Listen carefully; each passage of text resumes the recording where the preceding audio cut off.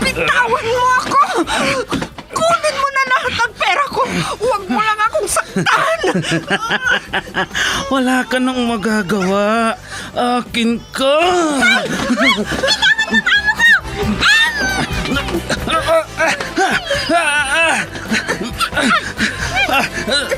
Sino kang pumulupot sa likod ko?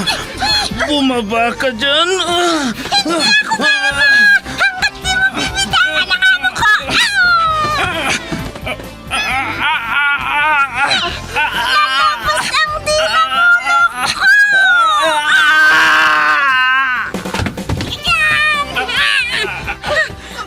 Ayan!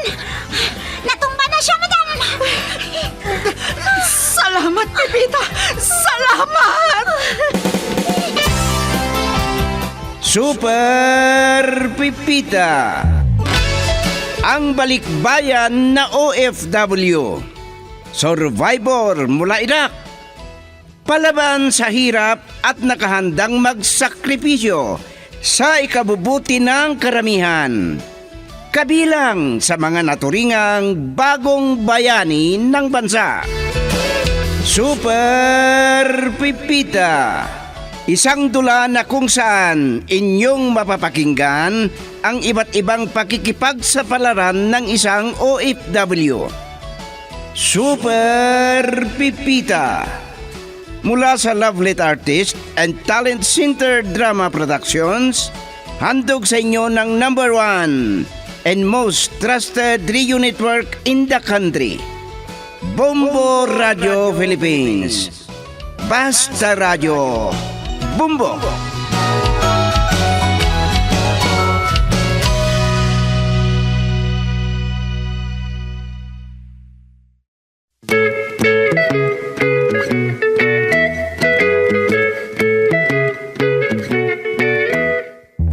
Ang nakaraan, isang reporter sa radyo, si Juana, at tumira kay Tandang Rodrigo na retirado raw na sundalo at amo ni Pipita.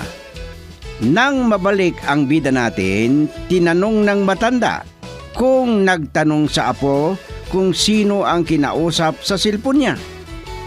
Samantala, dahil sa nabasa na balita sa Facebook, naalala ni Felizardo na isa raw na retirado na marino at naalala na pasyalan si Tandang Rodrigo.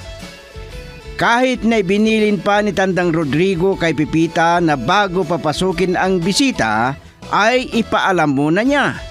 Pero napagalitan si Pipita kay Tandang Felizardo nang dumating. Pero hindi interesado sa sinabi nito. Umuwi na walang makain. At ngayon sa pagpapatuloy ng isang linggong kasaysayan na pinamagatang Dalawang Retirado, dito sa ating dula, Super Pipita.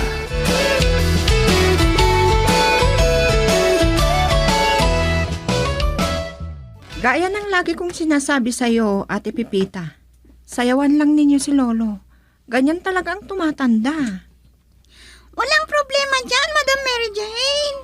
Nakalimutan mo na naman. Wana na lang. Jem.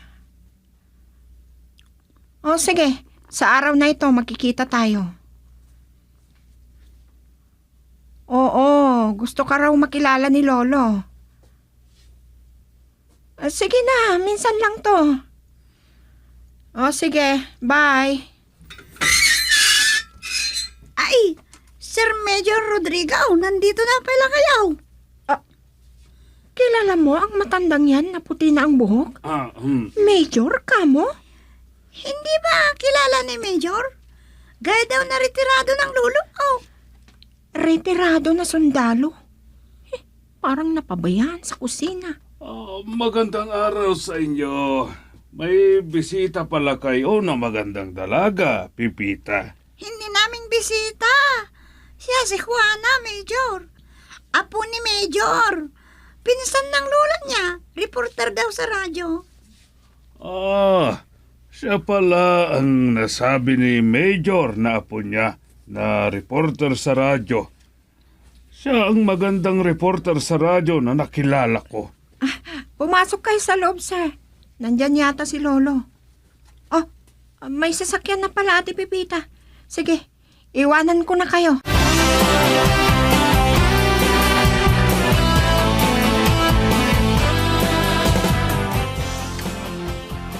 Ngayon lang pala nakita si Mary Jane. Hindi mo siya nadadatnan dito sa bahay dahil reporter siya sa radyo. Oh, maganda pala ang pangalan niya. Pero bakit Juana ang palayaw niya? Para namang marijuana. Sinalin mo naman kasi sa Ilocano. O anong balita? Hindi natin natapos ang usapan tungkol sa tugayo at kamag-anak na dating presidente. Parang hindi ka retirado na marino. Lumulutang ang utak mo. At kung bagay, sa upuan ay tumitigas na, kaya mo pa ba? Yun din ang sabi ko, Major. Pero naiinis ako sa mga nakikialam na Amerikano. Ano ba lang gusto mong merienda? Kape o kaya Diyos? Ice cream ang gusto mo? Magpapatawag ako kay Pipita at mag-order ng ice cream. Ikaw naman. Nagbibiro ka pa. Hindi naman ako magtatagal at babalik ulit ako. Ang bilis mo namang magsawa. Kaya hindi ka nakapag-marines. Training pa lang, umatras ka na.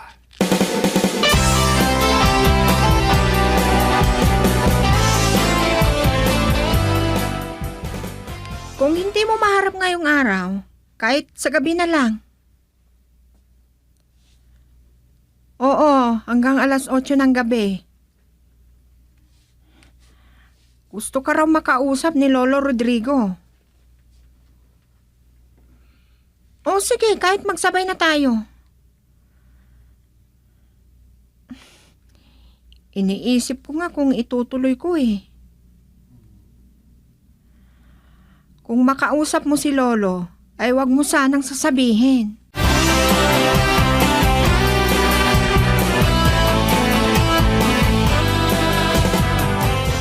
Ang bilis naman na nagsawa si Major. Iahanda ko pang merienda ninyo, sir. Kung naistorbo ka, Pipita, hindi na bale. Hindi na ubos ang pagkain doon sa bahay. Halata ko nga, Major.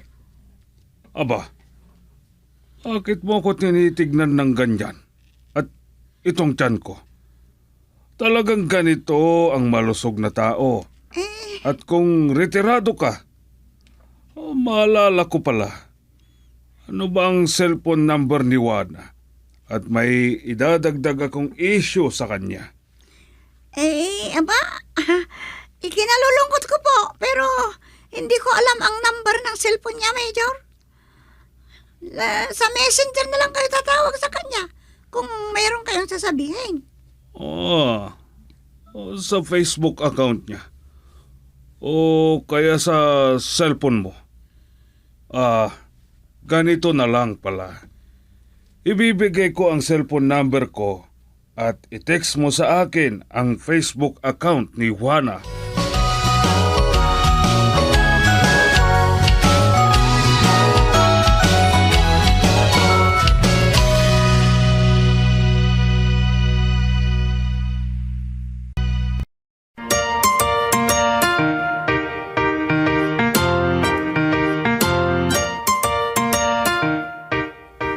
Dami namang Juana ang makikita dito sa Facebook.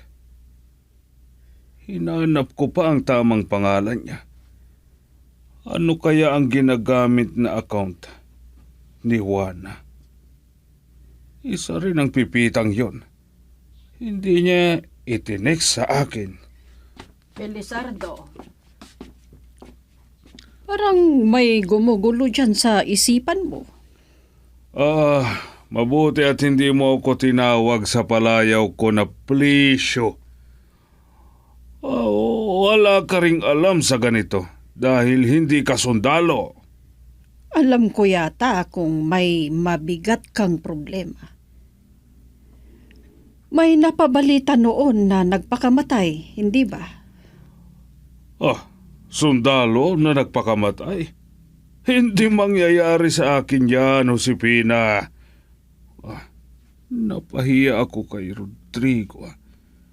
Lalo na't umalis agad ako na sundalo. Dahil natakot ako sa putok ng baril.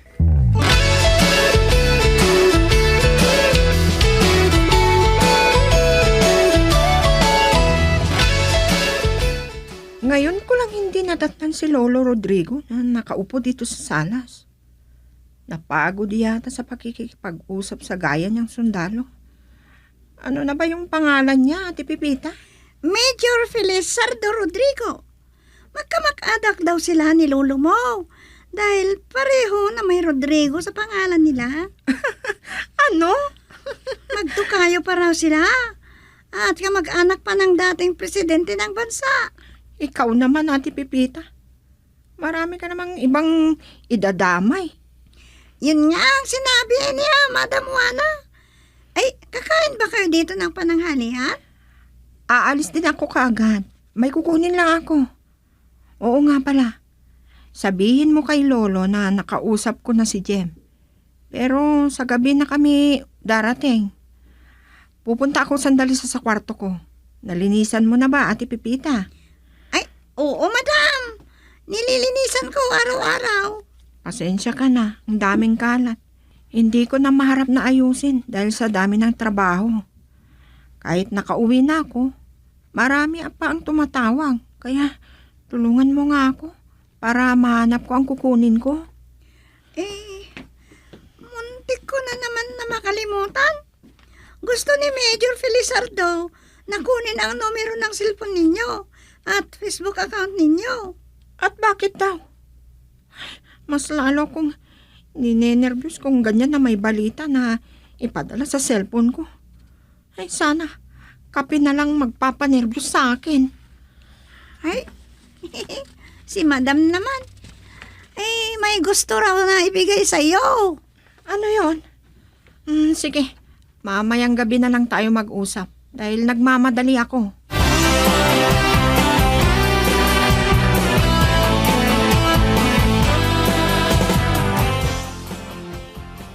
Hinihintay ko ang text mo, Pipita. Kaya tinawagan na kita. Laging sinasabi ng commander namin, obey first before you complain. Ganyan din ang sinasabi ng commander namin noong ROTC sa high school. Ganun ba? Parang hindi ko maintindihan ang ibig ninyong sabihin, Major. Hindi naman ako nagrereklamo. Sinabi ko ba na nagrereklamo ka? Hindi ako makapaghintay. Kung tungkol sa Facebook account at numero ng cellphone ni Madam, kanina ay umuwi kanina. At sinabi ko ang bilin ninyo. Pero nagmamadali raw. Iniwanan niya ako agad. Kaya mamayang gabi na. Sige, mamayang gabi na lang. Bye. Hindi bali at hindi naman kailangan ipaalam ni Pipita kay Rodrigo kung pumunta ako doon at papasukin agad ako.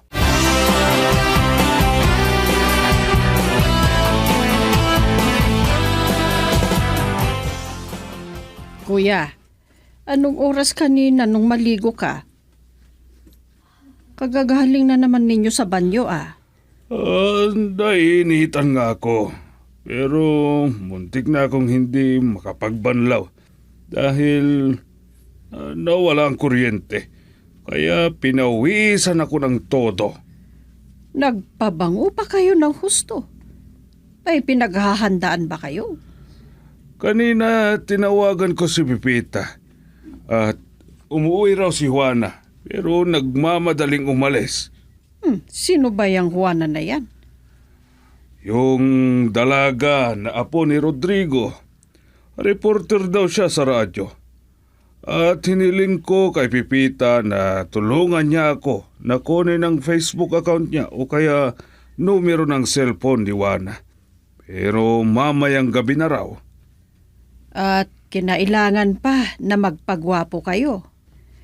Maaamoy kaya ng apo ng kagaya ninyo na retirado. Kahit na cellphone kayo mag-usap. Ang hirap po namang makaintindi. Ang ibig sabihin ni Juana ay pasyalan ko siya doon sa bahay nila.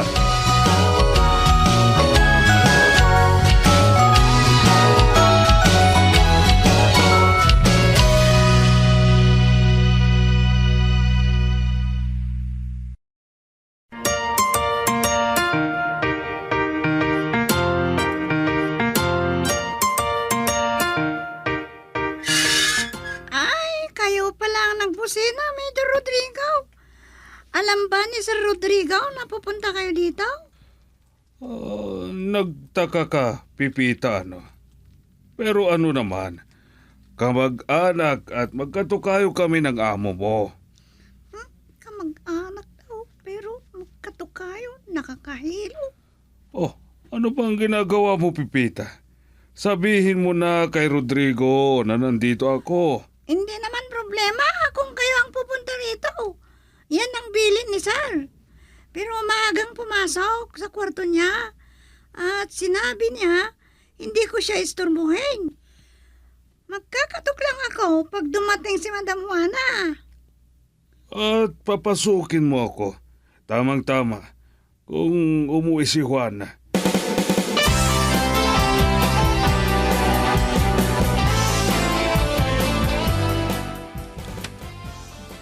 Sana hindi na magising si Rodrigo para kami lang ni Juana ang mag-usap. Pero paano kung hindi na magising talaga? Oh, Jem. Ka. Pasok ka. May kasama pala si Juana. Gwapo at parang sundalo ang tindig niya. Nobyo niya kaya? Nandito pala kayo, Lolo. Sir. Major. Nag-iisa kayo? Bakit si Lolo? Ikaw talaga ang sadya ko. Ha? Binili niya si Pipita na gaya kong retirado na kakatok doon sa kwarto niya pag dumating ka. Dahil sinabi mo sa katulong ninyo na nandito ako. Kaya, ayun. Jem, umupo ka. Siya pala si Lieutenant Sagadraka. Nakadistino doon sa Mindanao na Marines.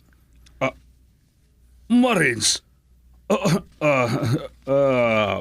Pareho pala tayo na Marines, pero retirado na ako. Juana, may bisita ka pala. Hindi ko inaasahan na madatnan ko kayo dito. Nasabi na ni Pipita na iniling ninyo raw ang numero ng cellphone ko at Facebook account ko. Dahil nagmamadali ako, kaya sinabi ko na sa gabi na lang. Pero hindi ko akalain na pupunta kayo dito ngayong gabi.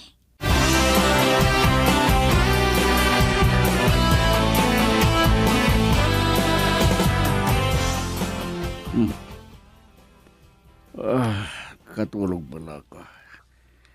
Ano ba naman si Pipita? Binilin ko sa kanya nagisingin ako. Kung umuwi si Juana. Tinatamad akong bumangon. Tawagan ko na lang siya. Gusto yatang parusahan ko ng 12 rounds na push-up. Asan na yung cellphone ko? Yung salamin ko. Nakatulog pa ako. Nakasalamin. Kahit gabi na. Pagalitan ko ang katulong na yun. Ayan. Nagre-ring na ang cellphone niya. Hello po, Sir! Ang tapang mong magipag-usap sa akin. Nakalimutan mong retirado akong sundalo. Major, kamo naman. Tinulugan mo ang bilin ko sa'yo. Malapit nang maghating gabi, Sir. Ano? Ganyan katagal ang pagkatulog ko? Ilang beses akong kumatok sa kwarto ninyo. Pero ang himbing yata ng pagkaidlip ninyo. May narinig ako na nagkatok sa kwarto ko. Narinig ko ang boses mo pero ang alam ko, panaginip ko lang, Pipita. Hinihintay kayo ni Lieutenant Jimwell sa Gadraka hanggang alas 10 dahil gusto ninyo na makilala. Sayang. Ituloy ko na lang matulog. Ganyan talagang matanda kung matulog. Pero hindi ko aminin na matanda na ako, Pipita. Kahit mag-asawa pa ako ng 3 at magkakaroon pa ako ng anak. Kung ang makatagpo ako ay dalagang 18 anyos. O sige na, Pipita. Parang narinig ko ang boses ni Felizardo. Hay nako, ano ba ito? Halo-halo na iniisip ko.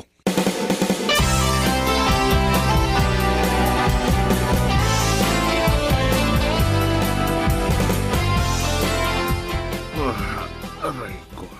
Ang sakit ng ulo ko at napakabigat. Napahiya ako kay Juana kagabi. Ang ibig sabihin pala ni Juana ay ibigay niya ang numero ng cellphone niya o kaya Facebook account niya. Hindi rin ipinaliwanag ni Pipita. At nakikinig pa naman si Jemo ngayon. Jimwell ang tamang pangalan niya. Kuya Felizardo. Oh, Ito ang kape mo.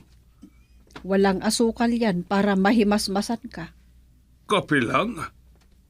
Ay, kung walang asukal ay hindi malalasahan. Kailangan na aroma ng kape ang malasahan ko. Ano ka ba naman? Naglasing ka pero hindi kaya ng katawan mo. Nagising ako sa pagtawag ni Berting na nakita ka raw na nagwawala doon sa tindahan. Ang dami pang salita ang Berting na yan. At tawagin mo at kausapin ko.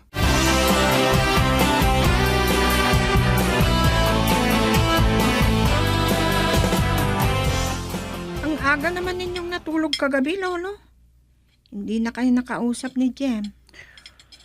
Sayang nga. Bakit naman gabi? Kahapon sana, pero hindi natuloy. Uuwi naman ngayon. Pumunta pa si Sir Felizardo. Ano naman ang sabi mo? Pumunta si Felizardo kagabi? Totoo ba? Ako na nga ang nagsasabi. Tatanungin pa ninyo. Tapos na ako, Lolo. Alas 8 ang simula ng programa ko, kaya pasado alas 9 na nang makauwi ako.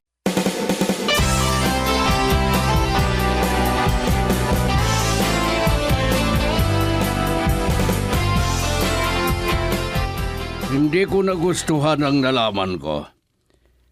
Gabi pa pumunta rito. Kailangan na makausap ko.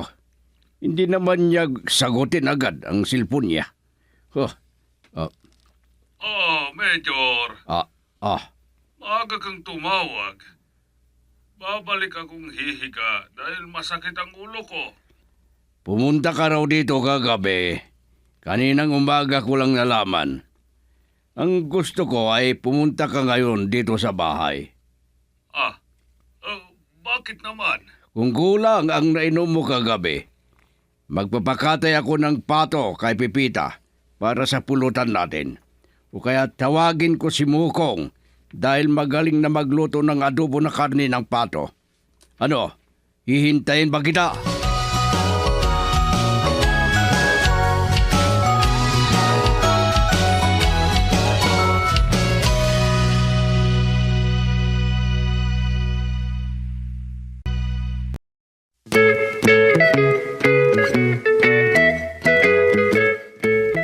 Ano pa ang susunod na mangyayari? Mga kaibigan, pakinggan bukas ang karugtong ng isang linggong kwento natin na pinamagatang dalawang retirado. Dito sa ating dula, Super Pipita. Isinulat ni Delfin Dumayas at sa direksyon Lete Asudilio Aquino.